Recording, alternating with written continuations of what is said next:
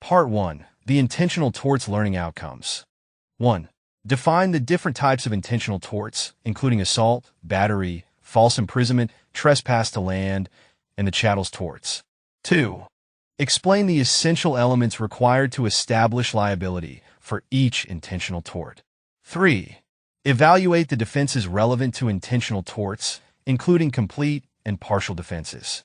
4. Consider significant court decisions dealing with intentional tort cases. 5. Apply the legal principles and elements of intentional torts to hypothetical scenarios to reinforce the application of the law. Introduction to Tort Law is our first stop on the journey examining private civil law issues. Tort law helps to answer questions involving a host of practical wrongdoings. For example, how do we get compensation for an assault? What if someone steals our bicycle? Who can we sue for our injuries, and what exactly are we suing for? Ultimately, torts deal with injuries or harm suffered by one person as a result of the actions or omissions of another person. It is meant to provide a means of compensation for the injured party and to hold the person who caused the injury responsible for their actions or inaction. The classification of torts can be further subdivided into two camps: intentional torts versus unintentional torts. Intentional torts are those in which the person who caused the injury or harm intended to do so. These torts include claims such as assault, battery, defamation, and false imprisonment. On the other hand, unintentional torts are those in which the person who caused the injury or harm did not intend to do so, but was still careless in their actions. The unintentional torts include claims such as negligence and strict liability. In this chapter, we will just be examining liability for intentional torts, and the unintentional torts will be left for the next chapter. Liability, unlike crimes which relate to guilt and innocence, the world of tort is focused on liability. Liability is when someone is legally responsible for the losses suffered. Liability is not a single-note concept. It too can be understood in different ways, namely, direct liability and vicarious liability. Direct liability refers to a situation where an individual or organization is held liable for their own actions. For example, imagine if a driver causes a car accident due to their own negligence. The driver is the one who directly caused the accident, and therefore, they would be personally liable for any injuries or damages suffered by the other parties. Vicarious liability, on the other hand, refers to a situation where an individual or organization is held liable for the actions of another person. A classic situation of various liability is in employment, where an employer may be held liable for the torts of their employees. For example, if a delivery driver for a company causes an accident while on the job, the employer may be held vicariously liable for any injuries or damages suffered by the other parties involved in the accident. This liability attaches to the employer even though the employer may not have done anything to cause the harm. They are responsible because of the relationship. Legal test for vicarious liability. There are two key requirements for establishing vicarious liability. 1. There must be a relationship of employment between the employer and the employee, and 2. The employee must have committed the tortious act within the scope of their employment. This means that the act must have been committed in the course of the employee's work duties, be otherwise closely related to acting on behalf of the employer. If these elements are present, an employer may be held vicariously liable for the employee's actions, even if the employer was not careless itself or otherwise involved in the misconduct. What is challenging about vicarious liability is not just that the employer is liable for the torts committed by the employee, but also the fact that it can have wide-ranging financial consequences. For example, imagine a local restaurant employs several servers to serve food and drinks to its customers. One day, a server accidentally spills hot coffee on a customer, causing severe burns and injuries. Since the server was serving the customer as part of their employment duties when the accident occurred, the actions can be attributed to the restaurant. Therefore, if the injured customer decides to file a lawsuit, they may hold both the server directly liable and the restaurant vicariously liable for their injuries. Foundational law, Basley v. Curry, 2 SCR 534. The plaintiff, Basley, was a former resident of a group home for emotionally troubled children operated by the defendant, the Board of Governors of the Durham Board of Education. One of the employees, Curry, sexually abused Basley during his stay at the group home. The central question before the court was whether the Board of Governors could be held vicariously liable for the actions of Curry because he was an employee. The court focused its attention on whether Curry's wrongful act was committed within the scope of employment. The Board of Governors argued the sexual assault was clearly not within the scope of employment, as it was something that would never have been permitted, nor was it within the scope of Curry's job duties.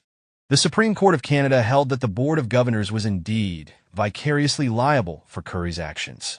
The court recognized that in certain circumstances, such as when an employee is in a position of power and authority over vulnerable individuals, there may be a broader scope of what is employment. Accordingly, the scope of employment not only includes authorized activities, but also unauthorized and wrongful actions. In this case, Curry's position at the group home allowed him to gain access to and exploit vulnerable residents, making his wrongful actions closely connected to his employment. The ruling set an important precedent for holding institutions accountable for the actions of their employees, even when the misconduct would not have been authorized by the employer. The intentional torts are those where intentional actions of the defendant tortfeasor result in harm or injury to the plaintiff victim. The key distinctive factor with intentional torts is that the person committing the tort must have intended to act in a certain way. Given the myriads of ways in which a party can intend harm to another, it is no surprise that there are a variety of different intentional torts that can be pursued. Importantly, for every intentional tort, there are specific legal elements which the plaintiff must satisfy on the balance of probabilities in order to establish liability and obtain damages or other relief. What follows is a discussion of broad categories of the major intentional torts, including 1. Protecting your person, battery, assault, infliction of mental suffering, false imprisonment, and malicious prosecution. 2. Protecting your privacy, invasion of privacy. 3. Protecting your land, trespass to land, and nuisance. 4. Protecting your personal property, chattel torts. 5. Protecting your reputation, defamation. 6. Protecting your economic interests, deceit, conspiracy, intimidation, inducing breach, protecting your person. It is hard to imagine a concept more worthy of legal protection than an individual's bodily integrity. The right to be free from unwanted bodily contact and deprivations of liberty are paramount or, as the court has said, inviolate. An intentional act occurs when the defendant desired the consequences or ought to have been substantially certain that they would flow from the act. Lewis Clark, Tort Law, 4th edition, page 46. The fundamental principle, plain and incontestable, is that every person's body is inviolate. Collins versus Wilcock, 3 All ER 374. At page 378, 52 F OUNDAT IONS OFCANAD IANBUSINESSLAW. As such, there are numerous intentional torts which seek to protect bodily integrity and allow for compensation to be awarded if violated by the tortfeasor. The discussion below canvasses 5 torts which, in some capacity, focus on ensuring a person's bodily integrity. Battery occurs when the plaintiff experiences actual physical contact as a result of the actions of the defendant. Battery typically arises in situations where there is unwanted physical contact against the victim by the tortfeasor. Legal test for battery: in order to constitute a legal battery, the victim must prove the following. 1. There was intentional physical contact. 2. The contact was non-trivial. And 3. The contact was offensive. Bumutsky versus Griffiths, 2022 BCCRT 184 Apara. 31. In battery cases, there is a strict requirement that the contact be offensive. This can be proven even if the contact is helpful, as in the Mallet versus Schulman case below. Foundational law, Mallet versus Schulman et al. 72 or 417. The plaintiff, Mallet, was severely injured in a car accident and was taken unconscious to the hospital. Mallet was examined by Schulman, the defendant physician, in the emergency department. After examination, Schulman determined that a blood transfusion was necessary to save Mallet's life. Complicating the transfusion order was the fact that an emergency room nurse had discovered a card in Mallet's purse identifying her as a Jehovah's Witness and requesting that no blood transfusions be given on the basis of her religious beliefs. Even after being advised of the no blood card, Schulman believed that it was his professional responsibility to give Mallet a transfusion, and he was not satisfied that the card expressed her current position on treatment. Shulman then personally administered blood transfusions to Mallet. Mallet recovered from her injuries and filed a lawsuit against Shulman, the hospital, and others alleging that the blood transfusions constituted an assault and battery. The trial judge awarded Mallet $20,000 in damages for battery. The Ontario Court of Appeal, who reviewed the trial judge's decision, noted the following about the competing issues of Mallet's bodily integrity and the goal of the medical system in administering care. At issue here is the freedom of the patient as an individual to exercise her right to refuse treatment and accept the consequences of her own decision. Competent adults, as I have sought to demonstrate, are generally at liberty to refuse medical treatment even at the risk of death. The right to determine what shall be done with one's own body is a fundamental right in our society. The concepts inherent in this right are the bedrock upon which the principles of self-determination and individual autonomy are based. Free individual choice in matters affecting this right should, in my opinion, be accorded very high priority. I view the issues in this case from that perspective. Ultimately, the Ontario Court of Appeal upheld the finding that Mallet was battered and the $20,000 award, even though the unwanted bodily contact was not meant to cause harm and indeed was designed to help. Assault is a tort which often has overlap with battery, however. It can be relied on by a plaintiff even where contact has not occurred. The tort is designed to protect individuals from gestures or words that cause fear of physical harm, even if no physical contact is made. Legal test for assault: to be successful in a claim for assault, the victim must prove 1. The tortfeasor created an intentional apprehension in the victim. 2. The tortfeasor threatened imminent contact. And 3. The contact threatened was offensive. Provencher v. St. Paul's Hospital, 2015 BCSC 916 at para. 41. For example, if someone raises their fist as if to punch you, but does not actually make contact, that could be considered an assault. Traditionally, the damages for assault are low unless accompanied by a battery. Intentional infliction of mental suffering: the tort of intentional infliction of mental suffering, also known as the tort of intentional infliction of emotional distress, allows a plaintiff to seek damages for severe emotional distress caused by the defendant's intentional or reckless conduct. Legal test for intentional infliction of mental suffering: to be successful in a claim for intention infliction, the victim must prove 1. The tortfeasor's conduct was flagrant and outrageous. 2.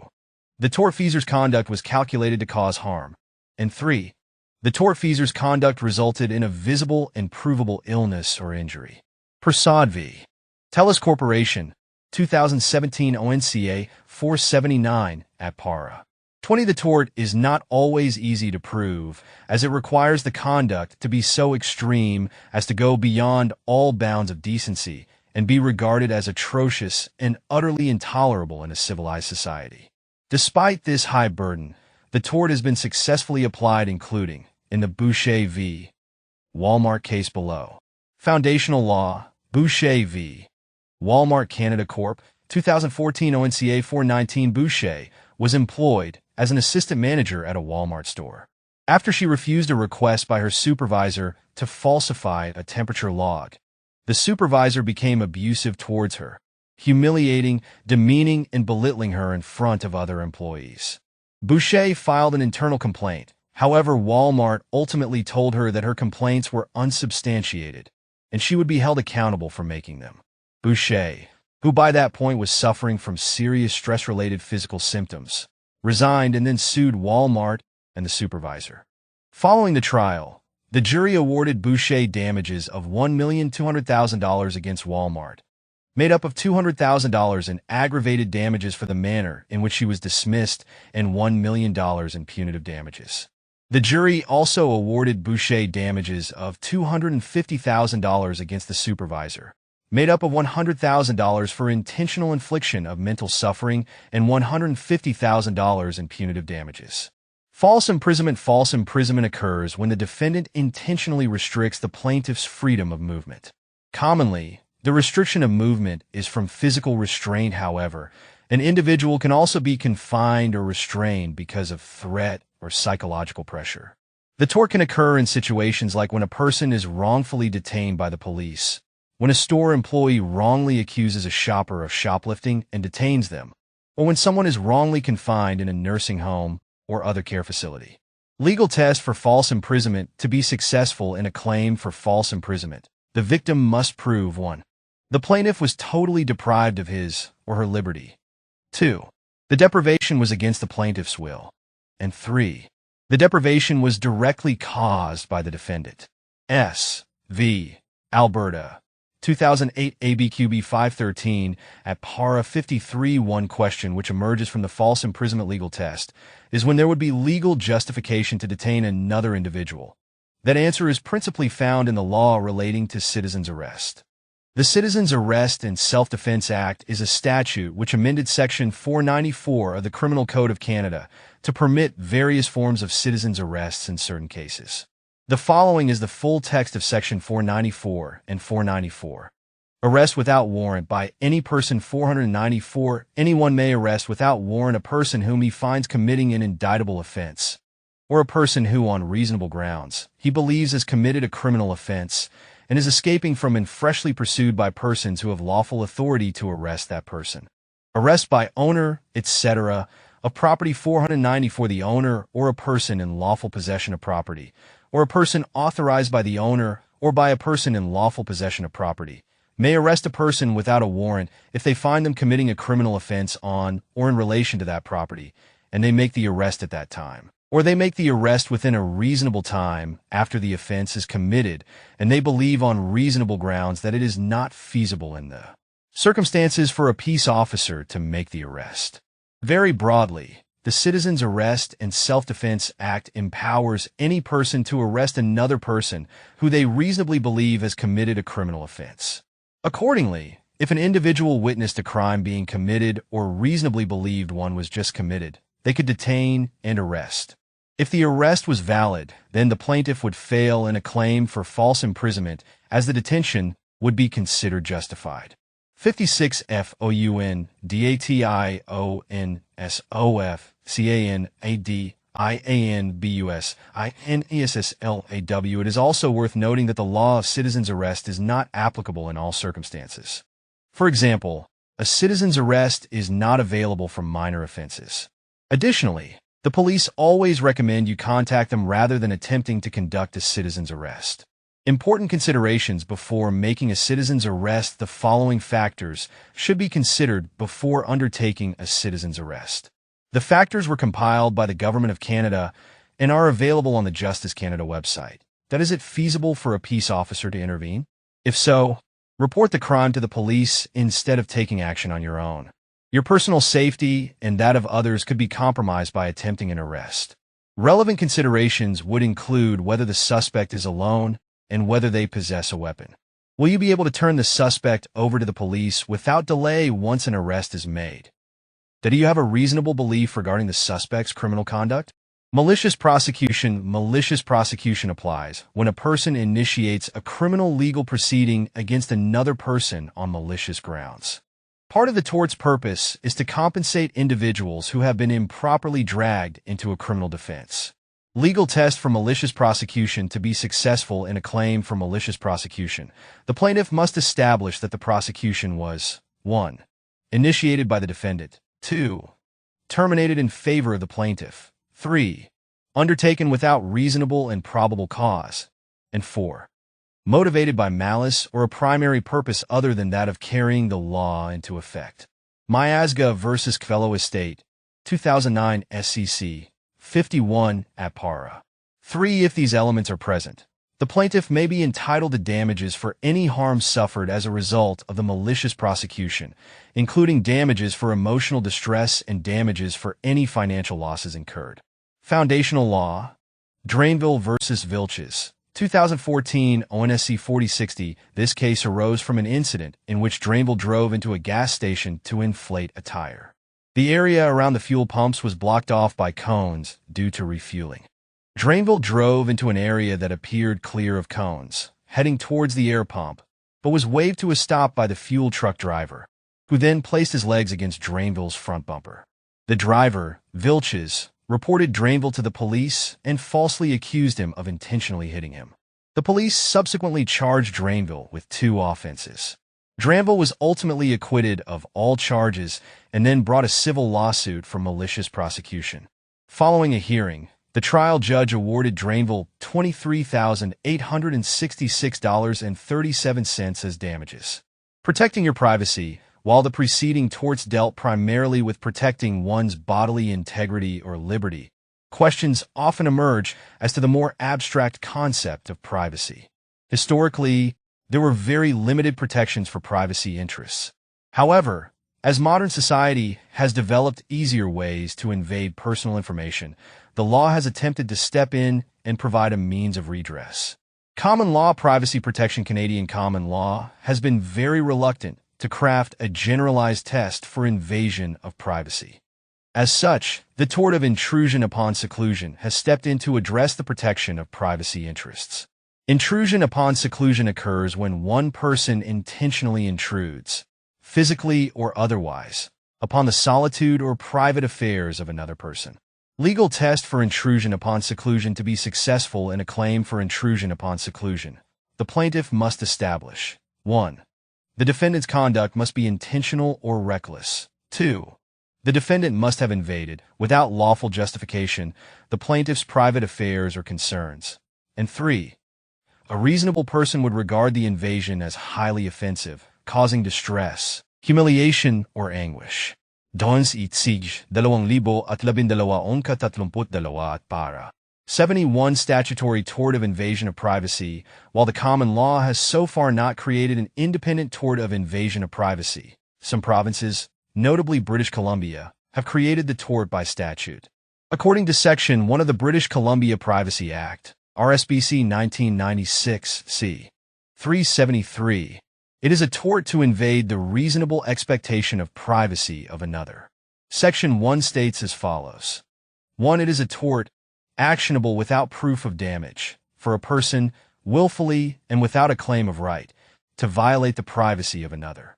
The nature and degree of privacy to which a person is entitled in a situation or in relation to a matter is that which is reasonable in the circumstances, giving due regard to the lawful interests of others. In determining whether the act or conduct of a person is a violation of another's privacy, regard must be given to the nature, incidence, and occasion of the act or conduct, and to any domestic or other relationship between the parties. Without limiting subsections to, privacy may be violated by eavesdropping or surveillance, whether or not accomplished by trespass. Legal test for invasion of privacy in British Columbia. To be successful in a claim for invasion of privacy under the Privacy Act, the plaintiff must establish 1. The defendant willfully invaded the privacy of the plaintiff. And 2. The plaintiff had a reasonable expectation of privacy in the circumstances. While we often may subjectively desire privacy, that is a very different question than whether a reasonable person would objectively expect privacy in the circumstances. For example, a reasonable person would not typically expect privacy in public spaces such as streets, parks, or other areas accessible to the general public. When individuals are out in public, they can generally be observed by others, and their actions may be witnessed or recorded by surveillance cameras or bystanders. Accordingly, it would be very difficult to successfully develop an invasion of privacy claim. However, some forms of conduct which would constitute an invasion of privacy would be invading an individual's private email account or the publication of private medical information about an individual without their consent.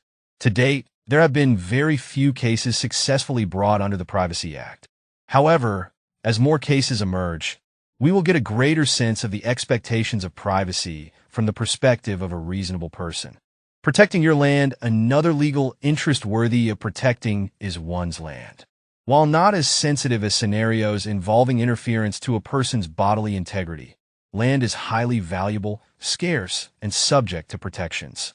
The following discussion canvasses the torts of trespass to land and nuisance, which allow for compensation for interferences involving land. Trespass to land. Trespass to land arises when an individual enters onto or remains on someone else's land without consent or lawful authority. Legal test for trespass to land. To be successful in a claim for trespass to land, the plaintiff must establish 1. The defendant entered onto the plaintiff's land, and 2. There was no lawful justification for the entering of the land. Glashutter v. Bell, 2001 BCSC 1581 et para. 26 common examples of trespassing include entering someone's property without permission, such as sneaking onto private land or breaking into a building. Remaining on someone's property after being asked to leave, such as refusing to leave a store after being asked to by the store manager. And 60 FOUNDATIONSOF CA and ADIANBUSINESSLAW. Interfering with someone's use of their property, such as blocking a driveway or blocking access to a building. In most cases, the remedy for trespass is an award of damages to the person whose property was trespassed upon. In some cases, the court may also grant an injunction ordering the trespasser to stop the trespassing. Foundational law, Austin v. Rescon Constable Ltd. 36 BCLR 21. An interesting case involving trespass is the British Columbia Court of Appeal decision of Austin v. Rescon Construction. In 1985, the Rescon Construction was constructing a building complex next door to Austin's property in White Rock, British Columbia. Without obtaining permission, the Rescon installed between 35 and 39 steel rods, known as anchor rods, on Austin's property as part of the excavation shoring system. According to Rescon, Mr. Whiteman, an officer of the company attempted to contact Austin about the rods by visiting his home and leaving business cards with notes requesting a phone call, but Austin did not respond. After not receiving a response, Rescon went ahead and installed the rods anyway. The trial judge in the case noted that there was a clear trespass as there was intentional entering of the land without Austin's consent. The trial judge awarded $500 as general damages and $7,500 as exemplary damages, though the exemplary damages were increased to $30,000 on appeal. Nuisance refers to any unreasonable interference with the use and enjoyment of someone's property. Myth-busting myth. I can do whatever I want on my own land. Incorrect. Nuisance serves as a tort check on your uses of property. A homeowner or tenant cannot act in a way that would be a nuisance, unreasonably disturbs the use and enjoyment of property. Accordingly, your own use and enjoyment of property must be reasonable. While your neighbors cannot legally complain if they are particularly sensitive or subjectively disturbed, they can complain if a reasonable person's use of land would be disturbed. For example, homeowners who frequently host loud parties, play loud music, or engage in noisy activities are likely disturbing the enjoyment of a reasonable person and therefore constitute a nuisance. The purpose of this tort is to protect an individual's right to exclusive possession and control over their land. Within that broad definition, a nuisance can take many forms, including physical, chemical, noise pollution, or any other activity that interferes with someone's ability to use and enjoy their property. Legal test for nuisance. To be successful in a claim for private nuisance, the plaintiff must establish 1. The defendant interfered with the plaintiff's use and enjoyment of land, and 2. The interference was unreasonable. Sutherland v. Vancouver International Airport Authority, 2002 BCCA 416 at para. 34. It is the later part of the test which is often most controversial. How does one demonstrate that the interference is unreasonable? In law, there are 4 factors which help an interference is unreasonable. 1. Character of the neighborhood in question. 2. The severity of the interference. 3. The utility of the defendant's conduct. And 4. The sensitivity of the plaintiff. Each of these factors is balanced by the court to determine whether the interference was something reasonably to be expected or unreasonable thereby, constituting a nuisance. Examples where a nuisance claim may be sought include excessive or loud noise, smoke drifting onto the neighbor's property, pets coming onto neighbor's property, trees, bushes, roots growing onto neighbor's property, or neglected or unkept property drawing animals. A good example where unreasonableness has been considered by the court is the case of Northern Light Arabians versus Supergia, 2011 SKPC 151 out of Saskatchewan. 62 foundationsofcanadSSL a W foundational law.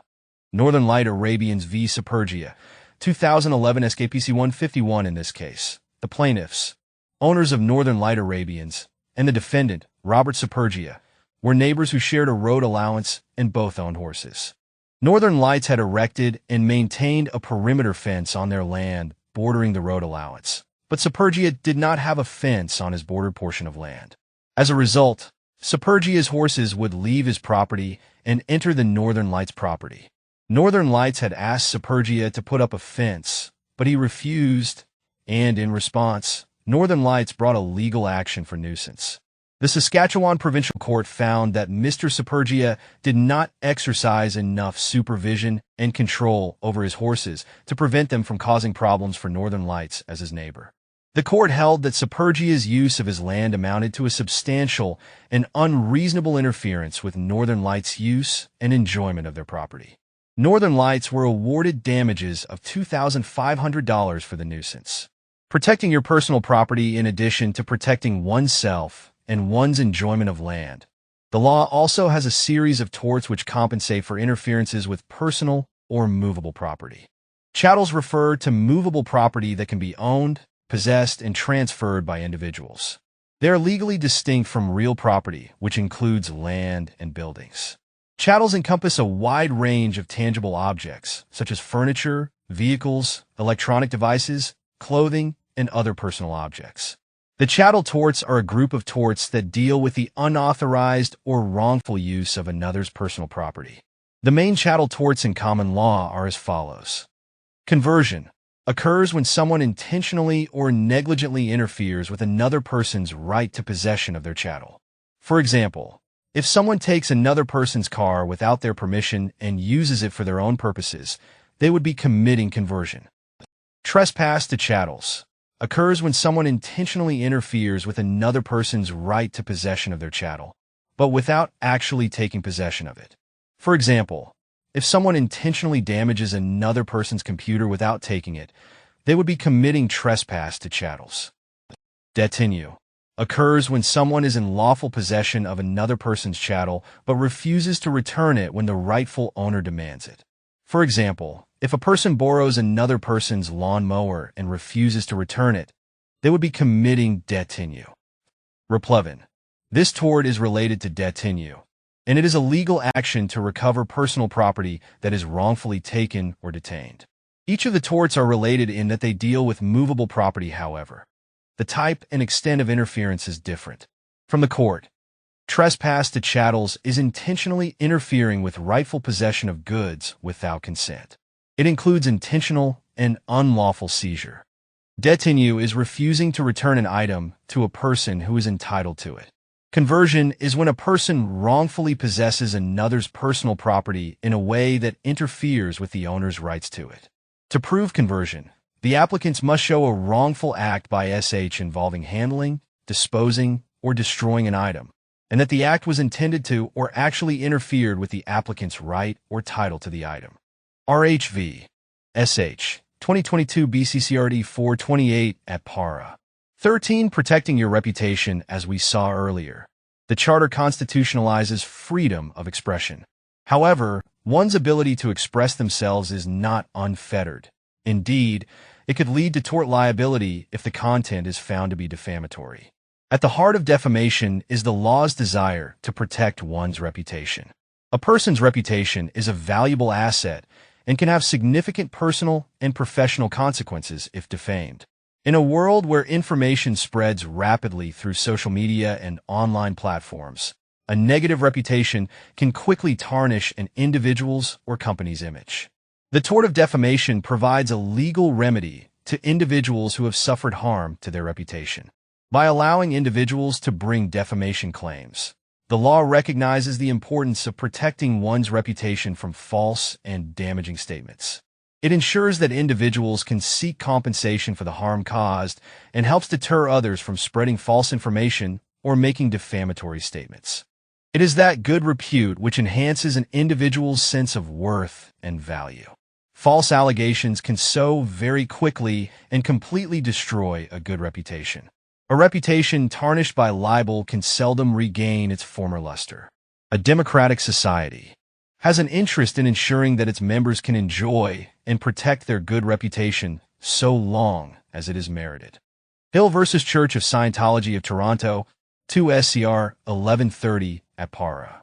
108. There are two main types of defamation in Canada: libel and slander.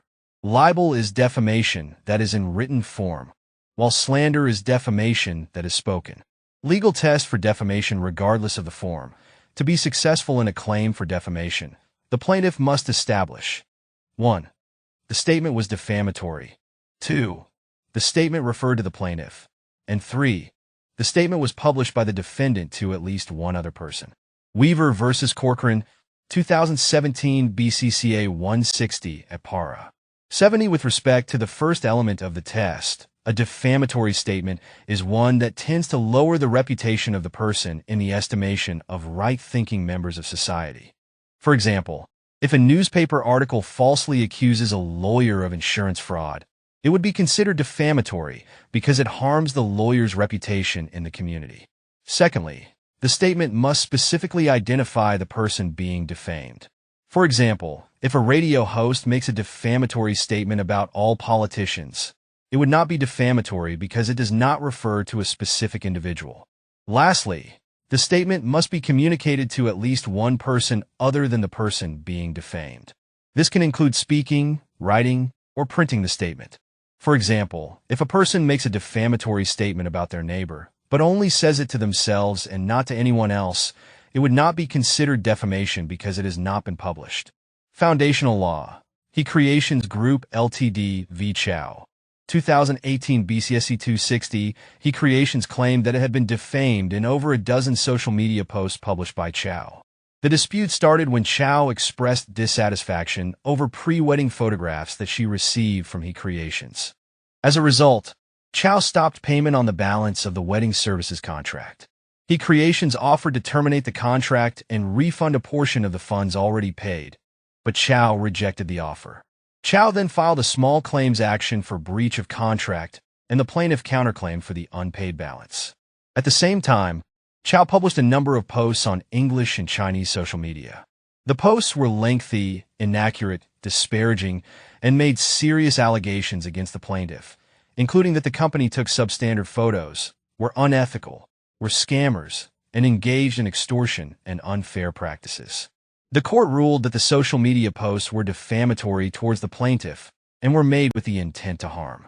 It also noted that the posts had been widely shared and generated many responses.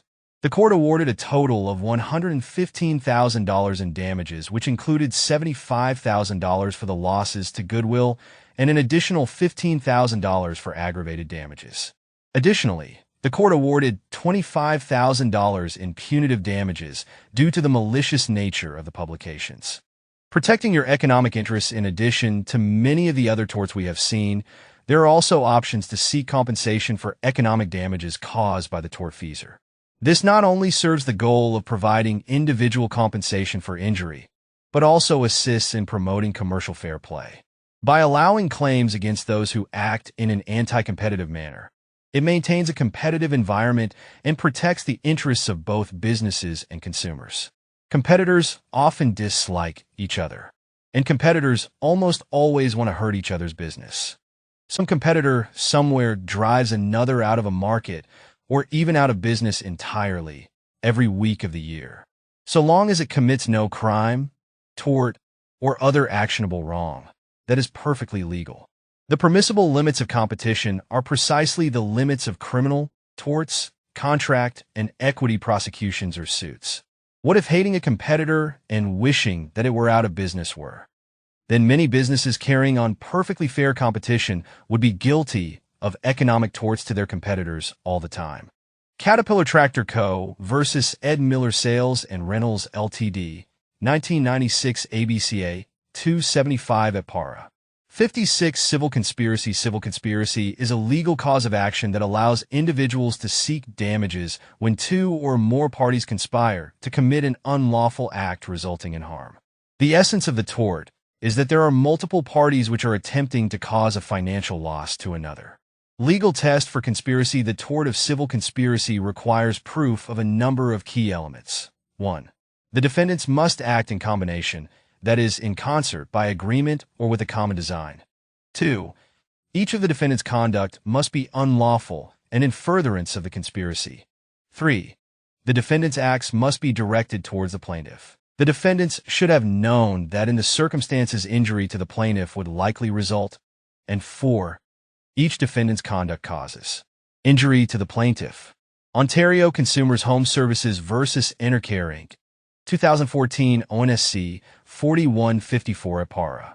21. If successful, the plaintiff may be entitled to various remedies, including damages to compensate for the harm suffered as a result of the conspiracy. Example of civil conspiracy. The following is a fictitious scenario which would meet all the elements of the tort of civil conspiracy. Alicia and Bao work for competing financial advisory firms, and they conspired to defraud Wealth Management Inc., a rival company in the same industry. Their goal was to obtain confidential client information and use it to gain an unfair advantage. Firstly, Alicia and Bao agreed to deceive Wealth Management Incorporated by misrepresenting themselves as potential clients seeking financial advice. They intended to exploit this false representation to gain access to Wealth Management Incorporated's client database and steal valuable client information, including investment strategies, account details, and personal data.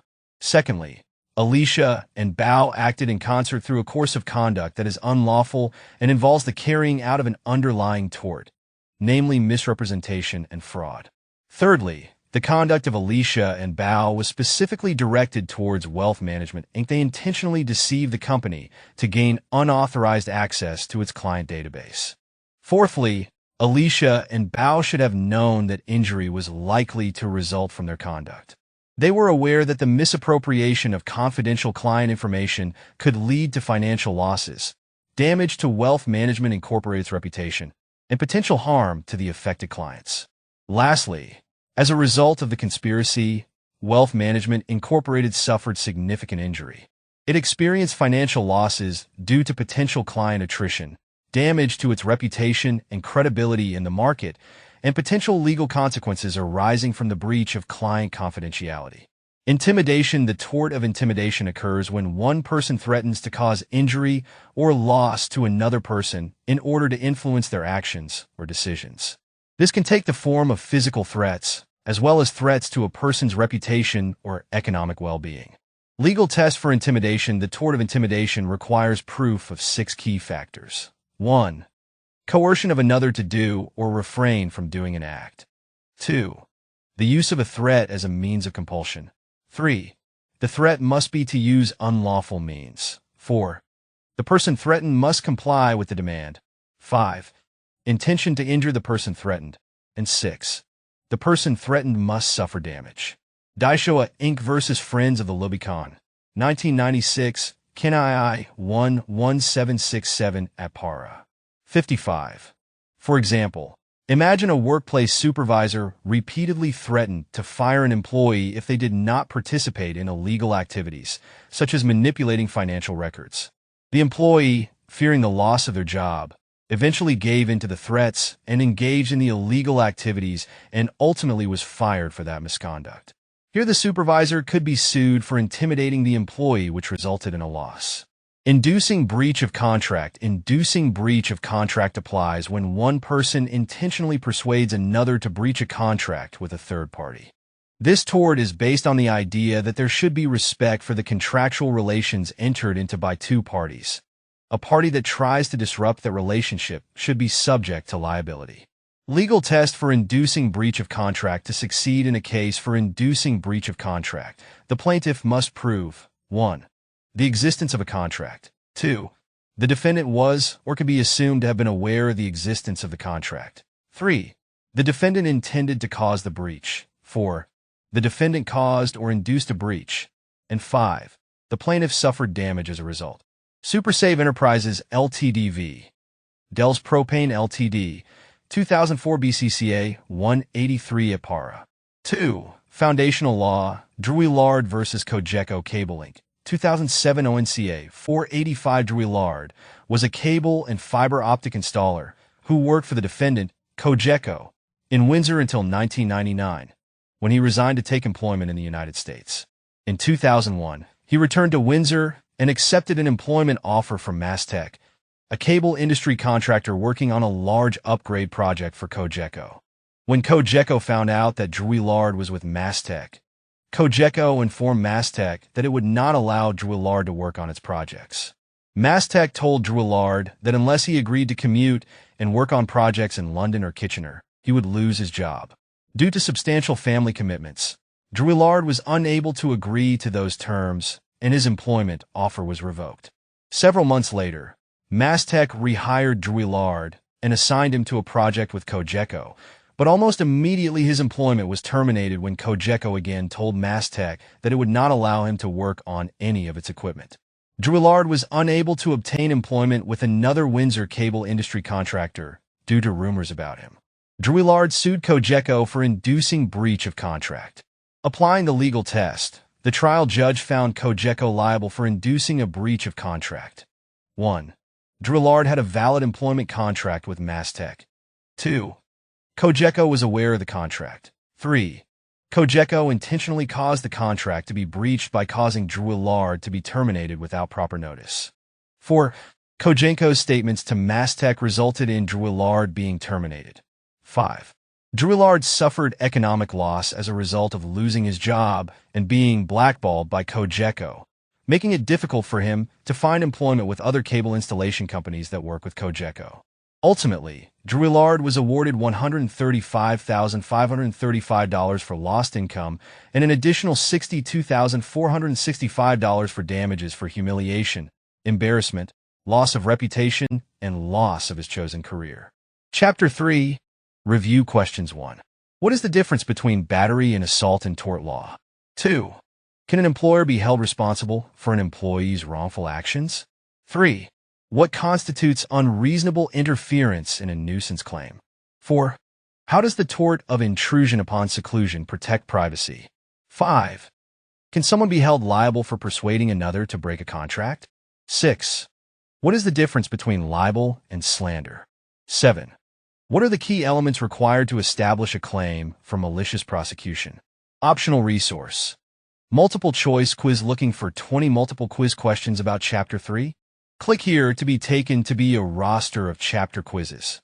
Optional resource. Chapter 3 podcast, looking for a podcast-style conversation about the content in this chapter? Click the following link to listen to an AI-generated discussion of the major themes in Chapter 3.